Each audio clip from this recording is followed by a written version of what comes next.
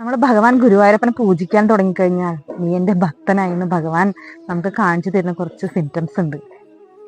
ഞാൻ നിന്നെ അറിയുന്നുണ്ട്, ഞാൻ നിന്നെ കാണുന്നുണ്ട്, ഞാൻ നിന്റെ കൂടെയുണ്ടെന്ന് ഭഗവാൻ തന്നെ തെളിയിച്ചിരുന്നു നമുക്ക്.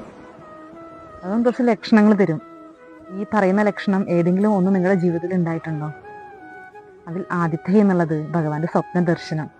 ഭഗവാൻ ഗുരുവായൂരപ്പന്റെ പൂർണ്ണ രൂപമായിട്ടോ അല്ലെങ്കിൽ മഹാവിഷ്ണുവിന്റെ രൂപമായിട്ടോ അല്ലെങ്കിൽ ഉണ്ണിക്കണ്ണനായിട്ടോ അല്ലെങ്കിൽ കാളിച്ചെറുക്കനായിട്ടോ ഭഗവാന്റെ അവതാരങ്ങളിൽ ഏതെങ്കിലും ഒരു അവതാരമായിട്ടോ നമ്മുടെ സ്വപ്നത്തിൽ ദർശനം കിട്ടും നമുക്ക്.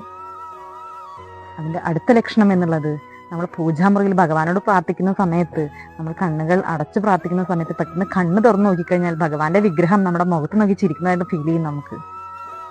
അടുത്ത ലക്ഷണം എന്നുള്ളത് ഭഗവാനോട് പ്രാർത്ഥിക്കുന്ന സമയത്ത് ഭഗവാന്റെ വിഗ്രഹത്തിനോട് ചേർത്ത് മയിൽപ്പീലി വെച്ചിട്ടുണ്ടെങ്കിൽ ഒരു കാറ്റിന്റെ ശക്തിയും ഇല്ലാതെ മയിൽപ്പീലി ആടുന്നത് കാണാൻ സാധിക്കും. ഞാൻ ഇവിടെ തന്നെ ഉണ്ടെന്നാണ് അതിന്റെ അർത്ഥം. ഒരു കാറ്റിന്റെ ശക്തിയും വേണ്ട, ആ മയിൽപ്പീലി കിടന്ന് ആടുന്നത് കാണാൻ സാധിക്കും.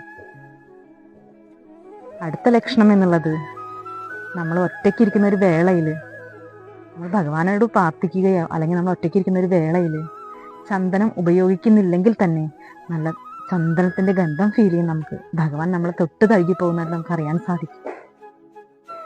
ഭഗവാന്റെ ഭക്തരുള്ള വീടുകളിൽ തുളസിച്ചെടി തഴച്ചു വളരും.